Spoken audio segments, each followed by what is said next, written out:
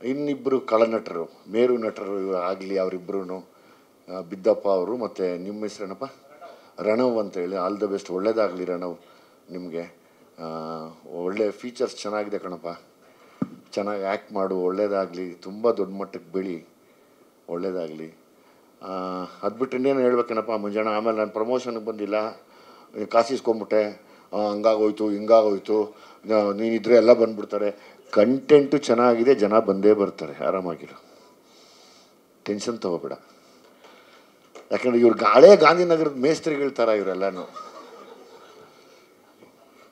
ಬಿಡಲ್ಲ, ಏನು ಮಾಡಿದ್ರು ಬಿಡಲ್ಲಮ್ಮ. ನಾನು ನಾನು ಇರ್ತೀನಿ. ನಾನು ಒಂದು ತಿಂಗಳಾಗಿತ್ತು ಮಾತಾಡಿಸಿ, ಚೆನ್ನೈಗೆ ಬಂದವ್ರೆ, ವಾಯ್ಸ್ ಮೆಸೇಜು, ಇಷ್ಟನ ಮಾಮ್ ನಂದು ನಿಂದು, ಹೌದಾ ನೀನೇನು ಮಾತಾಡೋದೇ ಇಲ್ಲ, ಅದೆಲ್ಲ ಕೇಳಿಸ್ಬೇಕು, ನೀವು ನಕ್ಬಿಡ್ತಾರೆ. ಇವಾಗ ನಾನು ಕೆಲಸ ಅಲ್ಲಿ ಅರ್ಧ ಊರು ಬಾಗಲು ಮಾಡ್ತಾವ್ರೆ, ಇವ್ರು ಬಂದವ್ರು ಏನಕ್ಕೋ ಕಲೆಕ್ಷನ್ಗೆ ಅಲ್ಲೊಂದು ಮೆಸೇಜ್ ಹಾಕ್ತಾರೆ, ಮಾಮ್ ನೀನು ಮಾತಾಡೋದಂದ್ರೆ ಅಷ್ಟೇ ನೋಡ್ಕೋ, ಫಿಲಮ್ ರಿಲೀಸ್ ಹತ್ರ ಬರ್ತಾಯಿದೆ, ಥ್ರೆಟ್ ಮಾಡ್ತಾರೆ ನಮ್ಮನ್ನು. ಮೊನ್ನೆ ಏನು ಬೇಡಪ್ಪ ನೀನು ಸವಾಸ ಬೇಡ ಬಿಡುಗರು, ನಾನು ಸಿಟಿ ಲೈಟ್ಸ್ ಮಾಡಬೇಕು, ಲ್ಯಾಂಡ್ ಲಾರ್ಡ್ ರಿಲೀಸು ರೆಡಿ ಆಗಬೇಕು ಅಂತ ನಾನು ರೆಡಿ ಆಗ್ತಾಯಿದ್ದೀನಿ, ಸೀದಾ ಮನೆಗೆ ಬಂದವ್ರೆ. ಅಷ್ಟೇನಾ? ಅದೇ ನೋಡಿ ಸಿನಿಮಾ ರಿಲೀಸ್ ಆಯ್ತು. ಇದು ಬೇರೆ ಏನು ಮಾಡ್ಬೇಕು ಹೇಳಪ್ಪ, ನಾನು ಮಾಡ್ತೀನಿ, ಇನ್ನೇನು ಪ್ರಮೋಷನ್ ಮಾಡ್ಕೊಳ್ಬೇಕು. ಕರೆಕ್ಟ್ ಡೇಟ್ ಕೊಟ್ಟಿದ್ದೀರಿ, ಡೇಟ್ ಹೋಗಿ ಬಂದಿದ್ದೀರಿ ನೋಡೋರು. ಯಾರೋ ಪುಣ್ಯಾತ್ಮ ಕನ್ವಿನ್ಸ್ ಕೊಟ್ಟಿದ್ಯಾ ಅಂತ ಹೇಳಿದ್ದೇ ಖುಷಿ ಆಯ್ತು ನನಗೆ. ಎಂತೆಂಥ ಮಹಾನ್ ಭಾವರು ಅವ್ರ ಇದ್ರೆ ರೆನ್ಯುಮರೇಷನ್ನೇ ಕೊಡಲ್ಲ, ಇನ್ನು ಕನ್ವಿನ್ಸ್ ಬೇರೆ ಕೊಟ್ಟಿದ್ಯಾ, ಇನ್ನೇನು ನಿನಗೆ. ಎಷ್ಟೋ ಚೆಕ್ಗಳು ನನ್ನ ಹತ್ರ ಒಣಗೋಗಿ ಅದು ರಿಜೆಕ್ಟೇ ಆಗೋಯ್ತು, ತೊಗೊಂಡೋದ್ರೆ ಓಡಿಸ್ತಾರೆ ಬ್ಯಾಂಕಲ್ಲಿ, ಸಾರಿ ಇದಿಲ್ಲ, ಕಾನೂನೇ ಚೇಂಜ್ ಆಗ್ಬಿಟ್ಟಿದೆ ಸರ್ ಈ ಚೆಕ್ಗೆ ಅಂತ. ಏನು ಮಾಡೋಣ, ಅದಕ್ಕಿಂತ ಇನ್ನೇನು ಮಾಡಲಿ ನಾವು. ಬ್ಯಾಂಕಲ್ಲಿ ಚೇಂಜ್ ಆಗಿದೆ, ಕಾನೂನು ಚೇಂಜ್ ಆಗಿಬಿಟ್ಟಿದೆ ಅಂತ ಕನ್ವಿನ್ಸು ಕೊಟ್ಟಿದೆ. ಆಮೇಲೆ ಎಷ್ಟು ದೊಡ್ಡ ಇದು ಗುರು ನೀನು.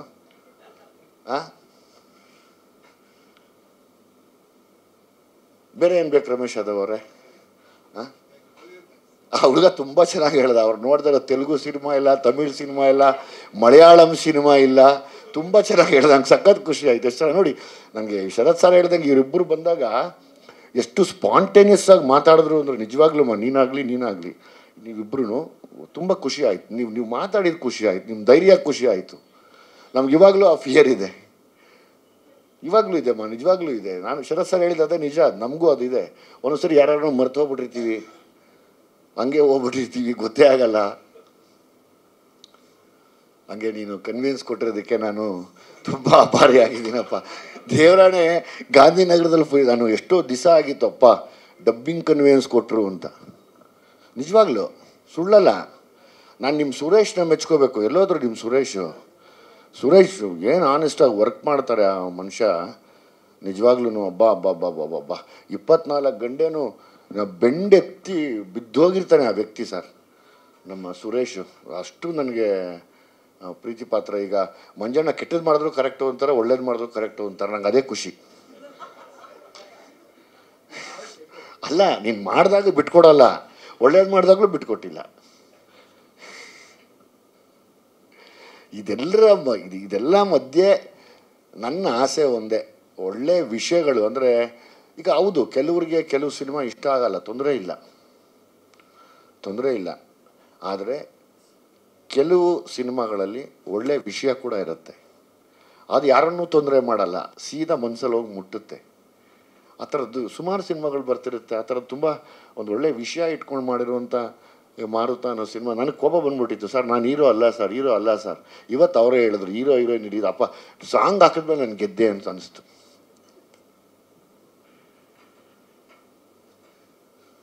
ಸೊ ಹಂಗಾಗಿ ನಿಮ್ಮಿಬ್ಬರಿಗೂ, ಹೀರೋ ಮತ್ತು ಹೀರೋಯಿನ್ಗೆ ಆಲ್ ದ ಬೆಸ್ಟ್.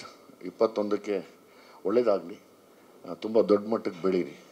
ಏನಪ್ಪ ನಾನು ಒಂದು ಹೇಳಕ್ಕೆ ಇಷ್ಟಪಡ್ತೀನಿ ಅಣ್ಣ. ಅಲ್ಲ, ನಿನ್ನ ಆ ಕಥೆ ಹೇಳು ಫಸ್ಟ್. ನಿಮ್ಮ ನಾನು ಓಪನ್ ಆಗಿ ಇವತ್ತೊಂದು ಸ್ಟೇಜ್ ಮೇಲೆ ಒಂದು ಪ್ರಾಮಿಸ್ ಅಂತ ಹೇಳಕ್ಕೆ ಇಷ್ಟಪಡ್ತೀನಿ. Until the end of time I will always B by your side ಅಂತ ಹೇಳಕ್ಕೆ ಇಷ್ಟಪಡ್ತೀನಿ. ಏನಕ್ಕೆ ಅಂತ ಹೇಳಿದರೆ, ತುಂಬ ಹಳೆ ಪರಿಚಯ, ತುಂಬ ಕ್ಲೋಸ್ ಆಗಿರೋರು. ಬಟ್ ನಾನು ನಂಬೋದು ಯಾವಾಗಲೂ ಅಂತ ಹೇಳಿದರೆ, ಅಂದರೆ ಇಂಡಸ್ಟ್ರಿಲಿ ಜನರಲಾಗಿ ಎಲ್ಲ ಹೀರೋಗಳು ಪರಿಚಯ ಇರ್ತಾರೆ.